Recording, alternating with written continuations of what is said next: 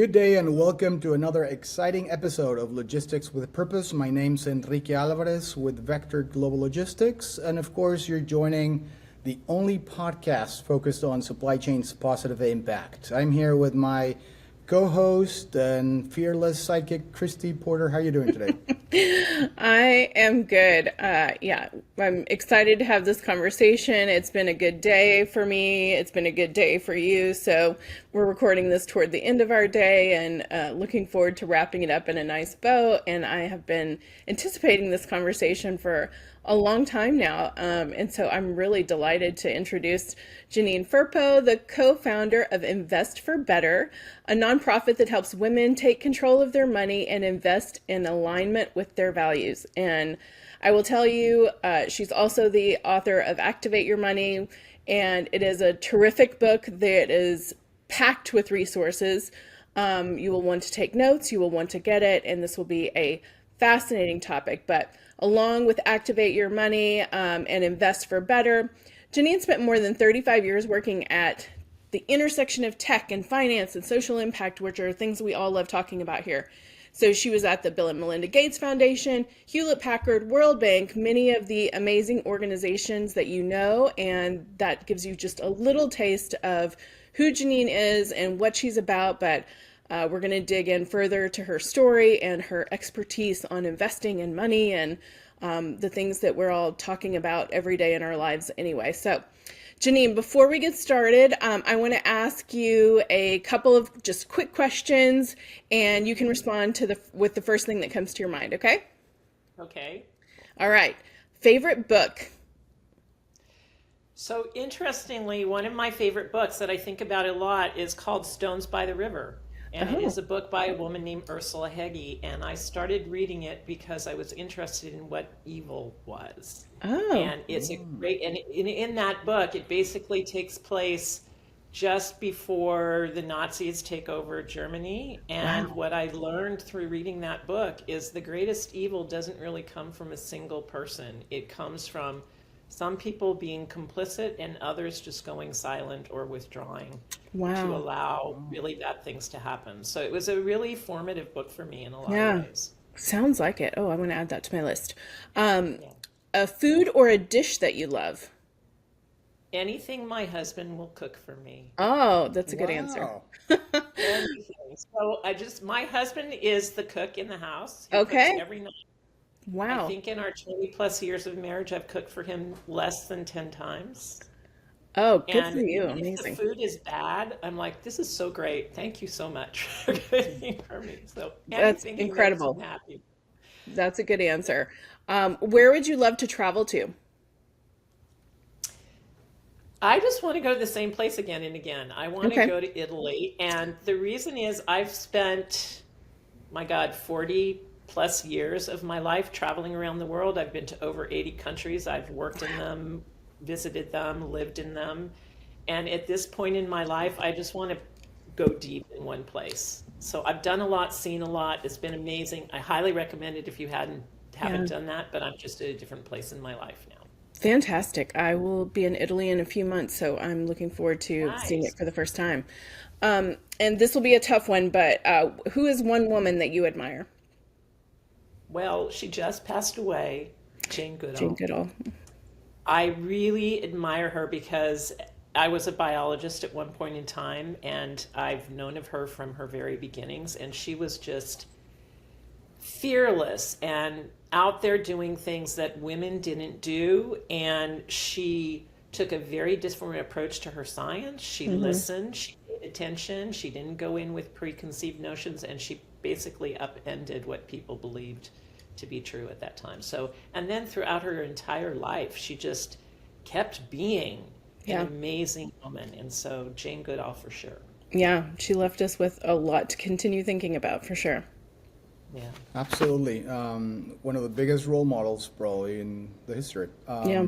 Janine, thank you very much for your answers and for sharing some of those answers with us and our audience. Now let's move on to your upbringing. Tell us a little bit more about your background. Where did you grew up and your childhood?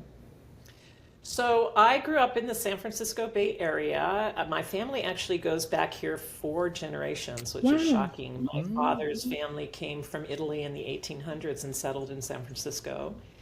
And I grew up in the 50s, so my parents were kids of the Depression. And when I grew up, I mean, money was a huge major issue in my family and in our lives, particularly for my mom. And we struggled a lot when I was young. And then that started to change when I was in high school. My mom started to get into real estate and she started buying and flipping houses in the like 1960s, late 1960s, early 1970s, which was just not a thing that Yeah. woman did. And she trained us, and I learned a ton from her. And she started investing in the stock market in the 80s and was doing really Wow. well. And she taught me a lot. And I can honestly say that I would not be in the financial position I am in today if it hadn't been for my mom and how fearless she was and how she taught me. And what she did to me for me was so meaningful in that regard that I dedicated my book to her. Oh, I love that. Well, okay, so I have a question, but you have a lot of already, I think, things to choose from. But is there one specific story that you feel like really touched you that you can look back on and see not just what she did with her money or how she taught you, but a turning point maybe? In terms of the money and my Yeah. mom, well, I will tell you a story that I think is kind of remarkable, and it's not the earliest one, but it's one I really carry with me. So Okay. when my mom lived until she was 93, Wow. and as she was getting older and she knew her time was coming, well, actually, she was super open and honest about her money all the time. She would tell us on one day, "Oh my God, the stock market is doing so great. This is how much money I just made." And then the next day she's like, I lost all this money. And so I think what really made her stand out is how open she was about Yeah. it. And she was so open. She told us we knew exactly how much money she had. We knew how much she'd given and supported each of us. She kept spreadsheets to the penny to make sure that none of us got more money than anybody else. And she started divesting of her assets before she even died. And so because of that, the level of trust that existed between my mom Yeah. and my sister and me was so high that there was never even a question. I mean, my mom put money in our names while she was still alive, and there was never a question that we would touch that money or that we thought of it as our own money until she passed away. And there was never a fight between my sister and I because we knew that my mom was being super equal in every way. And so that was so powerful because Yeah. when you think about what happens in a lot of families when parents die, I mean, Yeah. it creates risks in the family sometimes that are Yep. never mended. Yep. And it's because of all this secrecy and the lack of transparency. So my mom taught me just be open and talk Yeah. about this stuff. Incredible. Wow, she sounds like a great person. What was her name, Janine? Her name was Kay Firpo, Catherine. Kay was short for Catherine. Well, thanks for sharing that. And of course, you have an incredible career that spans to the tech world. You just told us that you've traveled over 80 countries, but your background is in biology and computer science, right? You studied at UCLA and the University of Florida. What inspired you to kind of shift from science into technology? And then, of course, what was the journey that ultimately led you to the work that you're currently doing? So it was a completely weird incident. So I went to the University of Florida thinking I was going to get a PhD in biology and study whales and dolphins. That's what I was going to do. And after the first year there, I realized, you know what? I don't want to be that much of a specialist, and I really don't like the water, and I hate boats. Well, that could have been a problem, right? If you wanted Good thing to study find out abroad. earlier. Bad idea. Really bad idea. So I was working as a cocktail waitress during the summer and hanging out on the pools by day. And I had a habit of telling anybody I met what my problems were because you just never know where insight will come. true. And so I was hanging out at the pool. I met this guy who said he was an incoming student in the biology department where I was. And I said, "This is my problem." And he looked at me, and I swear to God, this was like a scene out of The Graduate where that elder man tells Dustin Hoffman, plastics are the future. That's what this guy did. He looked at me, he said, computers are the future.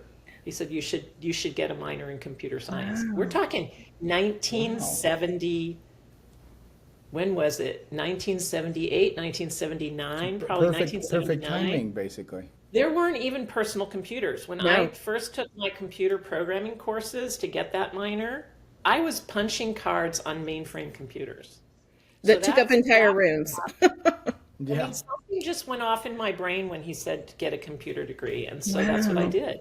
And that, taking 2 coding courses in my graduate program was enough to get me a minor in computer science and enough to Wow. get me a job in the industry. Wow, So that's that was incredible. What a turn of events. And the other big shift, so then I started working, like my first job was in 1981. I was working in the Silicon Valley. I worked for Apple Computer in the 80s, which was amazing. And I was having this incredibly fun career.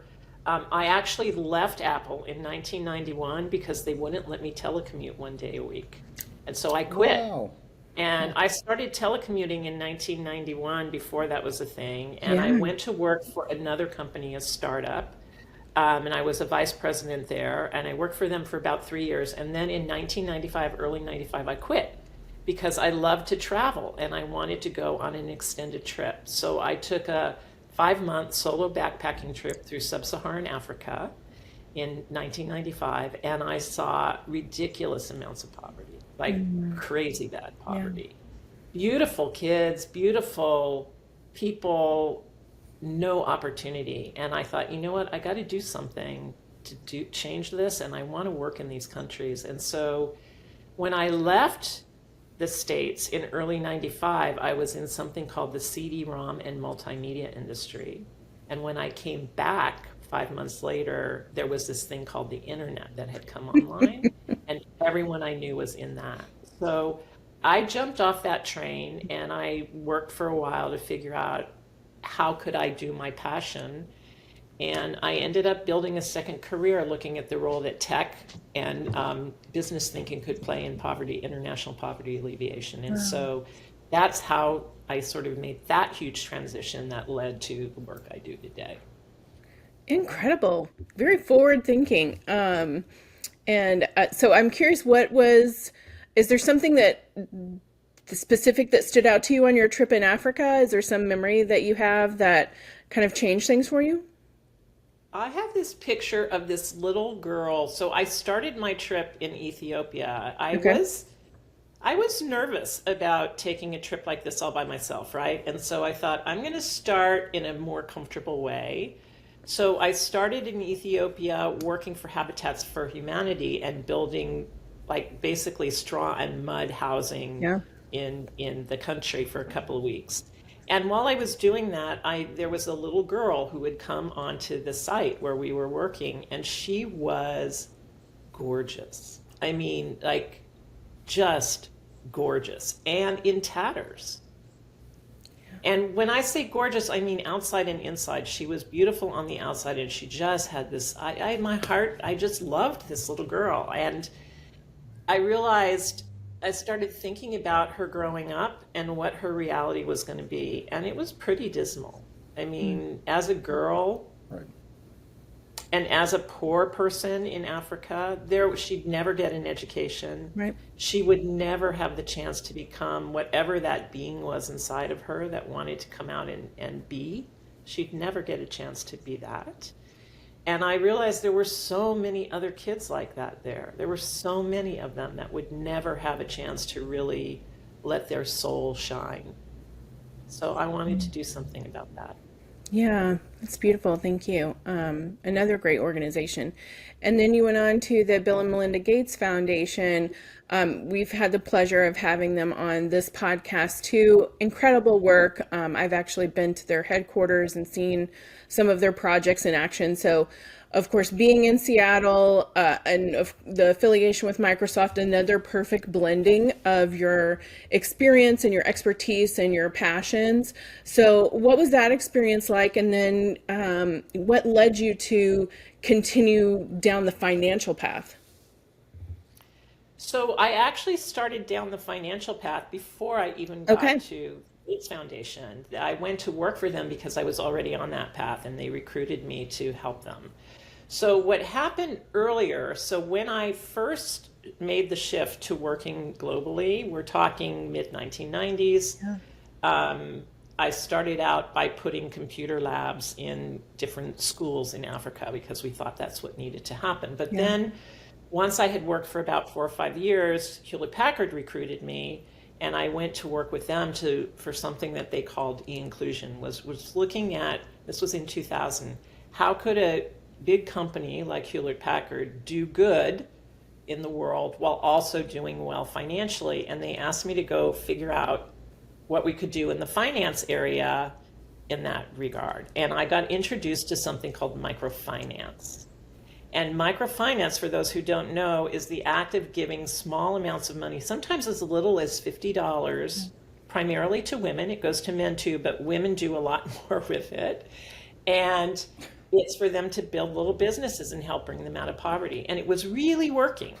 However, and it was reaching about 100 million people around the world, which sounds amazing. Yeah. But McKinsey and Company did a study and said the need was 2.8 billion.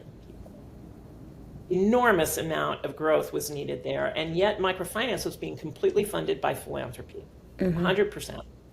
And it became clear that there was no way, there's not enough philanthropic capital in the world. In fact, if you can look at all the philanthropic capital in the world, it amounts to between 0.5% to 1.5% of the total capital in the world. It is trivially small.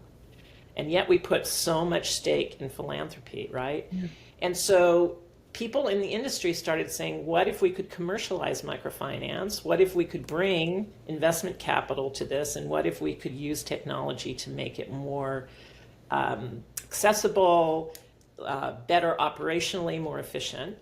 Those inquiries led to a brand new industry called mobile money, where the mobile phone became the bank for the poor. And there are now several hundred mobile money implementations all over the world, but they're being funded by investment capital. And what that made me realize is that philanthropy is great, but what our real money is doing matters way, way more in a lot of ways. And it really flipped a switch for me. And so I decided, it's been 20 years now, that I was going to figure out how to invest all of my own money, starting with my cash, right through my real estate, in ways that aligned with my values and supported the world I wanted to see. And I've really leaned into that instead of really leaning into philanthropy. Wow, that's well, and I'm guessing that's how you came up with the idea of Invest for Better. So let's talk a little bit about Invest for Better. What inspired you to start it, which you already told us a little bit about. It probably has some roots in your travel to Africa and the poverty that you saw and this explanation that you gave us. But how does this organization help women gain confidence? I mean, tell us a little bit more about what the organization is and what the idea is, and how are you helping women around the world? So Invest for Better was started in September of 2021. I co-founded it with another woman who I met while I was writing Activate Your Money.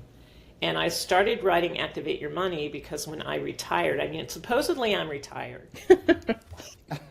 My husband would tell you and my friends would tell you that I'm not, because I work as much as I ever did. I just don't get paid for it anymore. Right. But anyway, when I retired, I was so frustrated that my financial advisors had not helped me get my money where I wanted it to be, that I took that money back. And I started figuring this out myself, realized that anyone could invest this way, even if all you have is a bank account, and realized women really wanted this, so did young people, and so I decided to write a book. So while I was writing the book, I met Ellen Remmer, who was in Boston and putting women into small groups of 8 to 20 women and leading them through facilitated conversations about how to invest their money in ways that align with their values.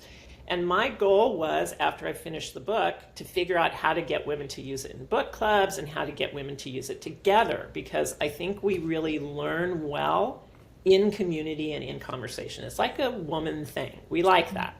And I was in 3 investment clubs in my life and learned so much about them.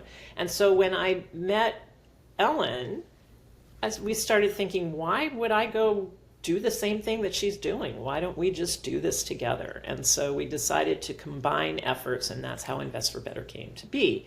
And where we started was the same thing. We have trained over 3,000 women now.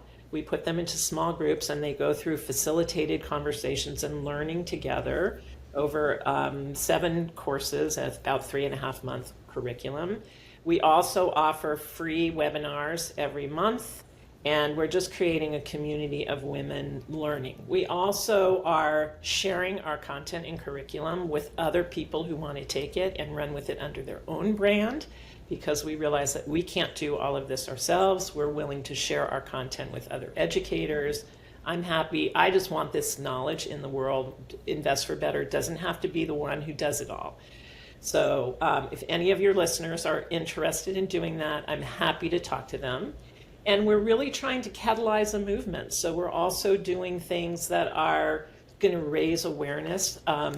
We're hoping among millions and millions of women about the power and the potential of their money. Well, and it's an incredibly important thing to do. And of course, the more women are aware and the more women are actually supporting, I guess, not savvy, but responsible investment practices and aligning value with what they believe it's their values, then I think the better the whole community becomes and the better the whole world becomes. So thank you so much for sharing that. I was going to ask you, and I'm sure you have tons of different examples of stories that are dear to your heart of women that have really made a difference, or they've had like a change. Can you share maybe a couple of those with us and our audience? Someone whose life or perspective changed through your work and your program?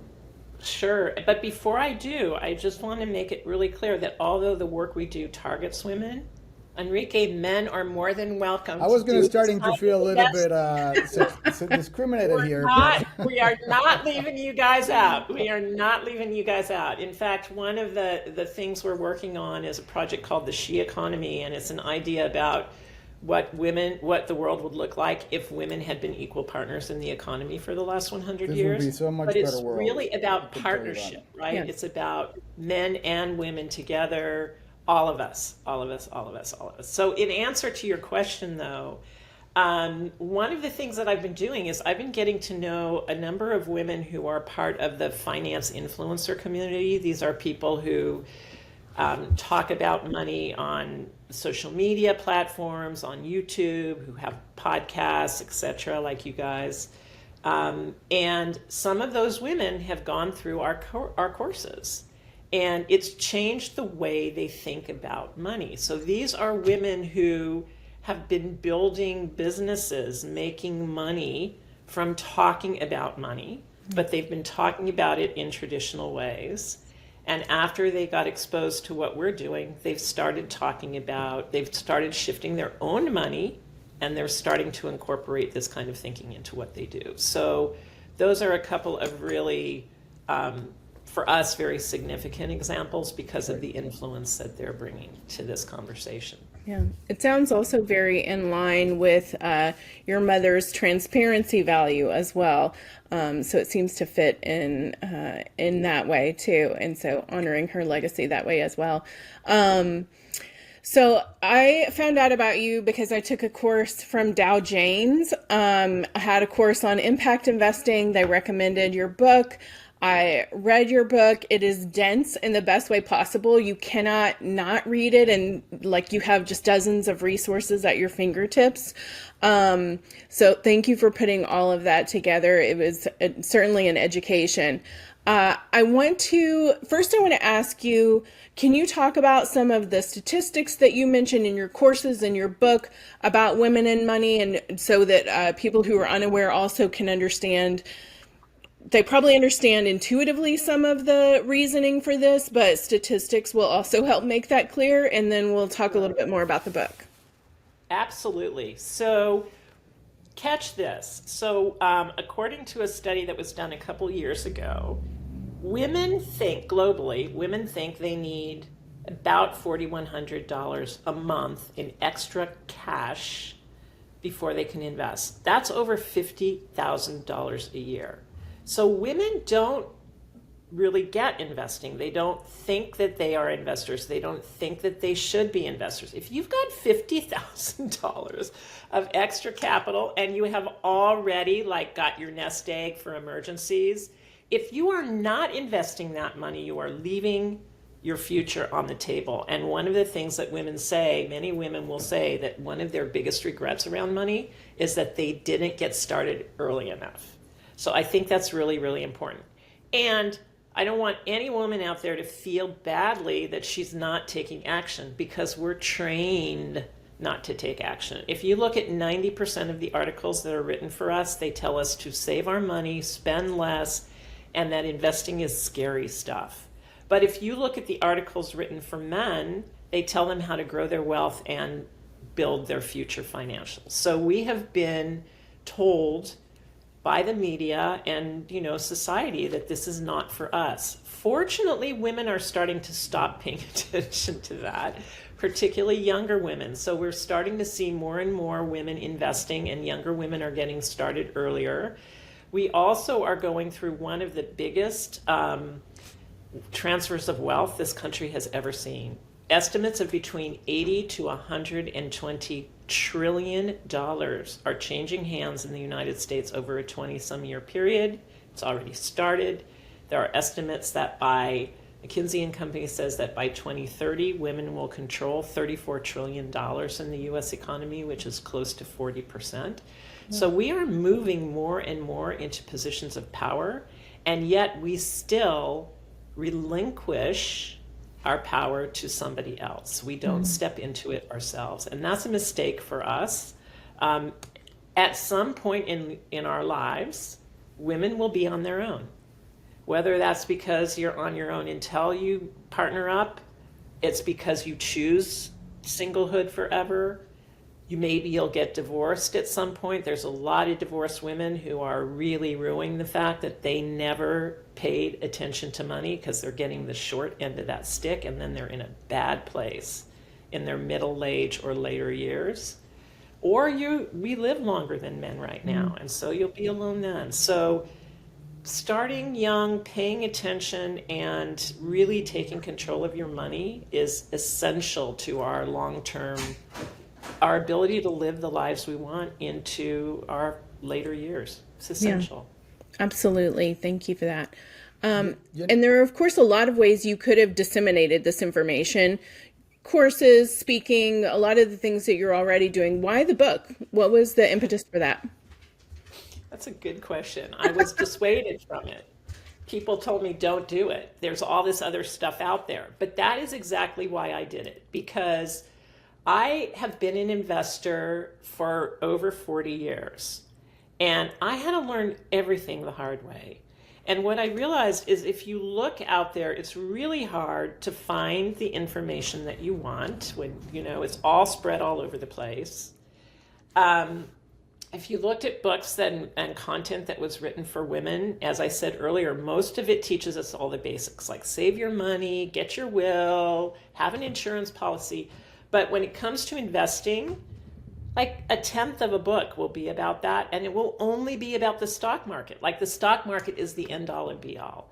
So what I realized is a lot of women, particularly as they're getting more money, they've never been taught about other investment vehicles. We're not really taught what a bond is. We don't know that. We don't know this lingo. And so I wanted to take basically everything that I'd learned over 40 years and just put it in this book. So you can go to it as a reference. You want to understand how bonds work, what they are, there's a chapter on that.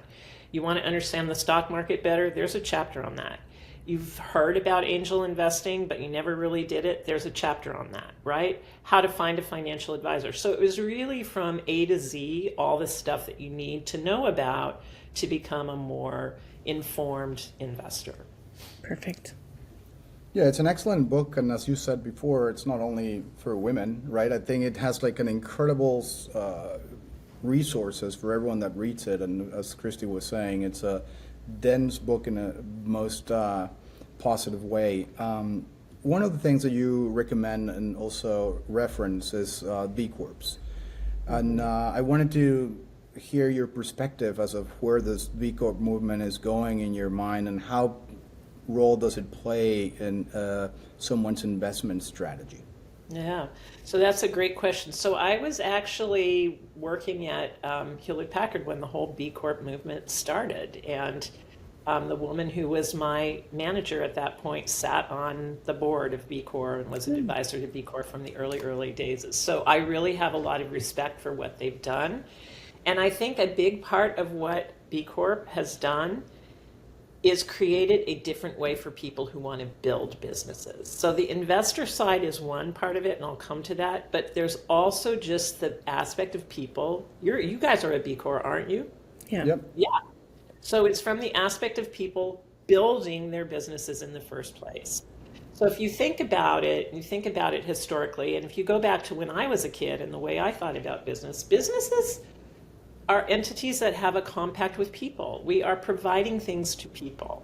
Unfortunately, when you look at this country and you look at the big companies in this country, it's no longer a compact with people. It's a compact with their shareholders and primarily with their biggest shareholders. Right. So the people have been left out.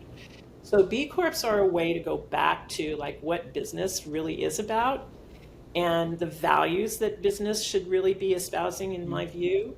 And it's a way for investors, when they want to invest in businesses, it's a credential, it is a thing that they can look at to know that the people behind this business have more that they're doing than just trying to maximize return for shareholders, that they actually care about more than that as they're growing business. Absolutely. And when you consider all the stakeholders around a company and a business and an industry, I feel like the companies are more successful themselves, and so it's a smart business strategy, if you ask me, and I think that you've mentioned that on your book as well.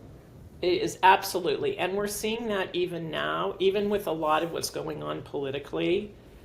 Companies are still recognizing that success requires diversity. Success requires thinking about more than just your investors. It requires more. Yeah, absolutely.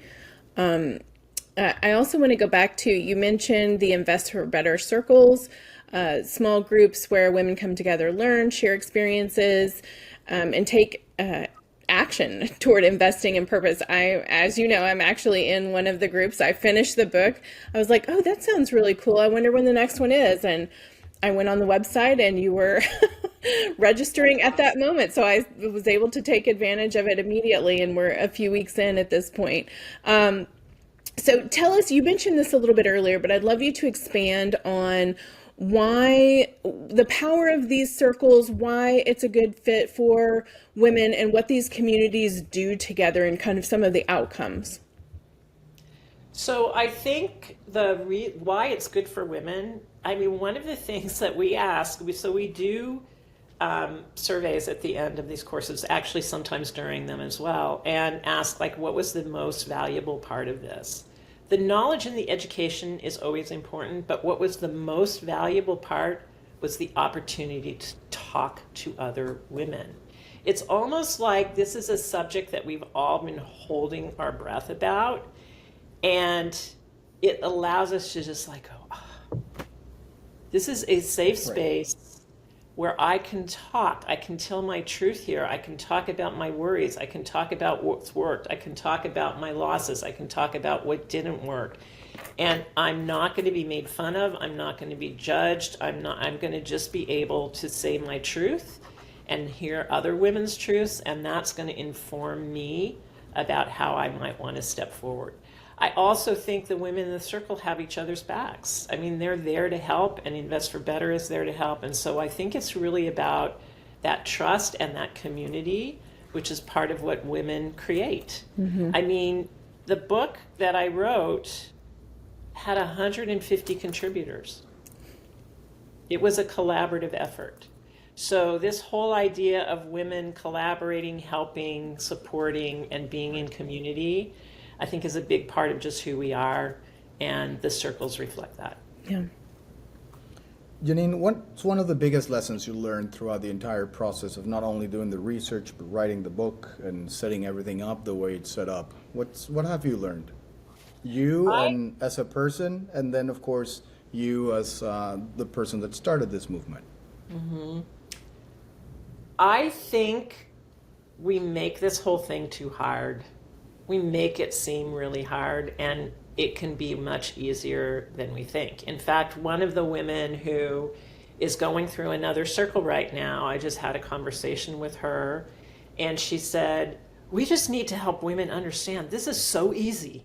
So that was kind of her take on it, which is really different, right? Yeah. Because for most of us, it's like, this stuff is so hard. And I think it's not as hard. I also think there's a lot of stuff that we don't get told about. So when I was writing the book, again, I mean, I had 40 some years of investing under my belt when I started writing that book.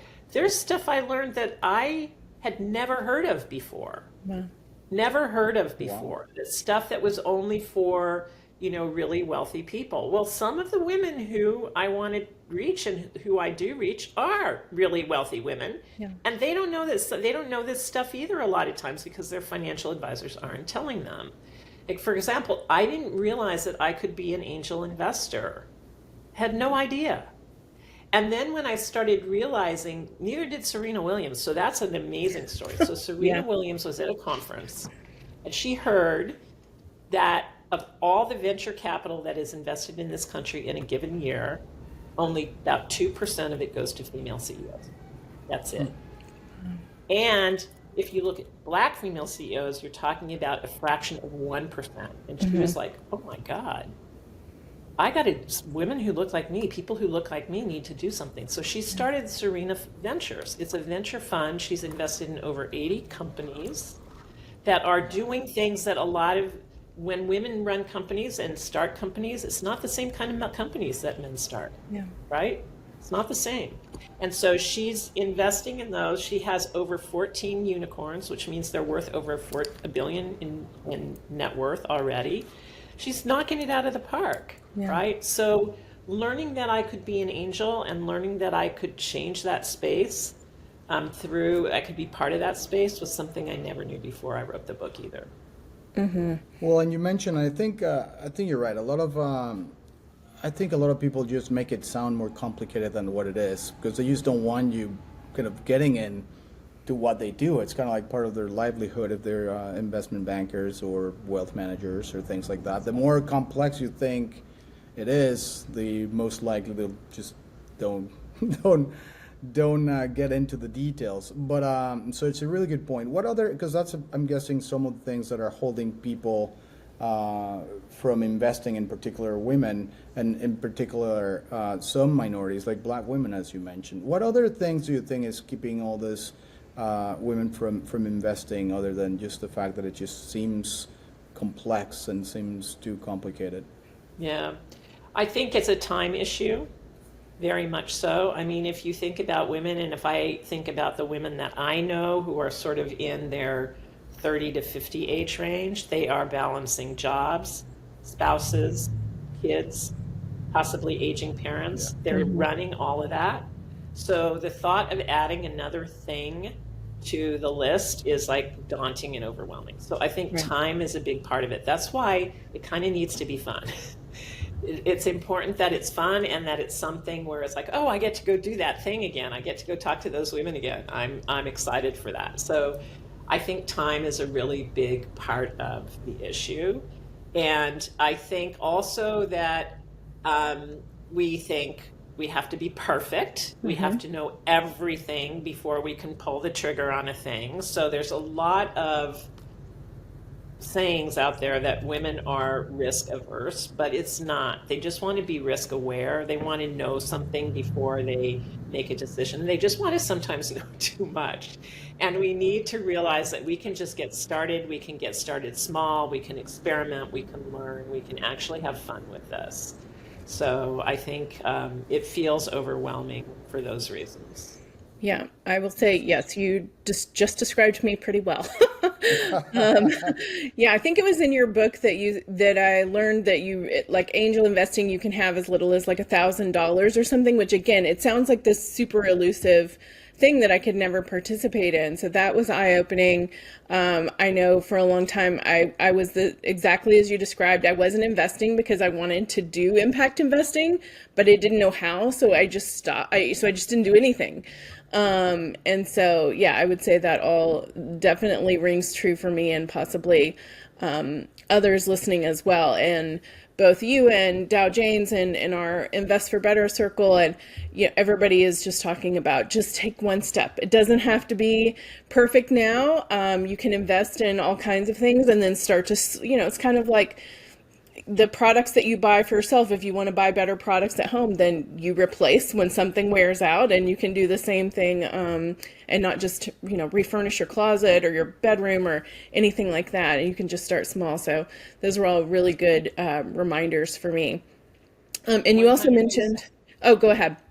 No, I was just going to say, in the she economy that I mentioned earlier, when we kick off this campaign, it's going to have a 100-day challenge. And every week we'll give women a series of actions that they can choose from to start taking to get more control of their money. And we're going to start with things as simple as go have a conversation about money.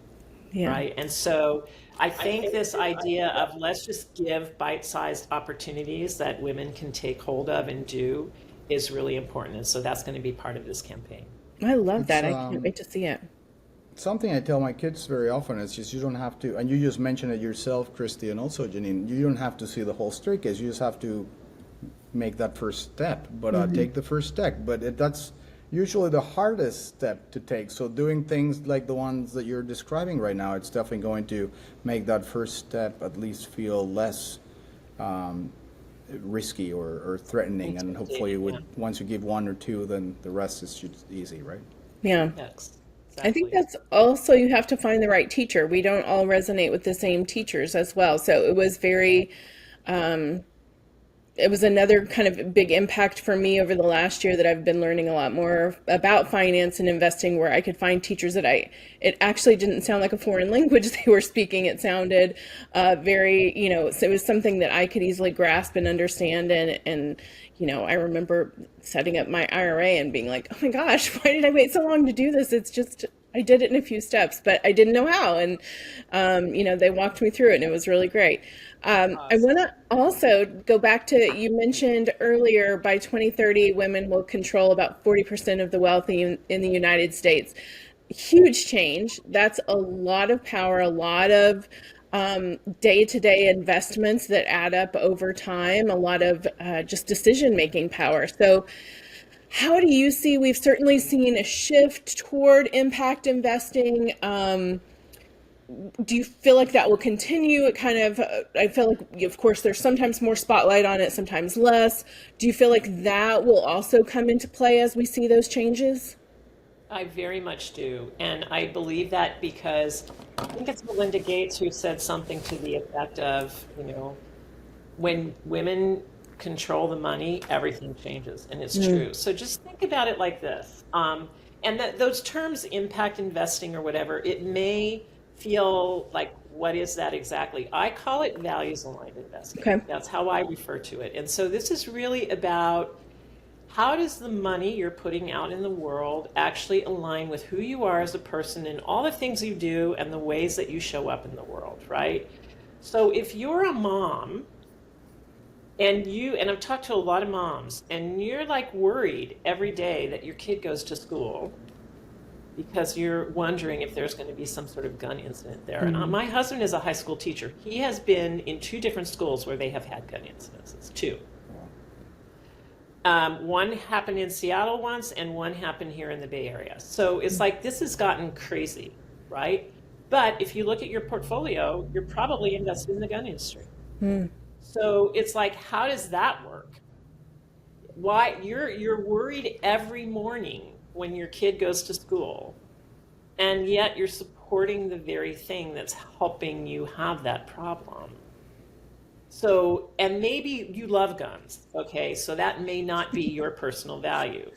But there are choices that you can make regardless of what your values are. There are funds you can invest in if you're Catholic and you want to have your Catholic values reflected in how you invest. There are funds if you're Muslim. There are funds if you want clean water. There are funds to uplift other women. I mean, there are funds and ways that you can invest across your different asset classes with your cash, with your bonds, with your stocks, with private investing, etc., that are more in line with who and what you are. And I think that really, really matters to women, and I think it matters to men too. Yeah.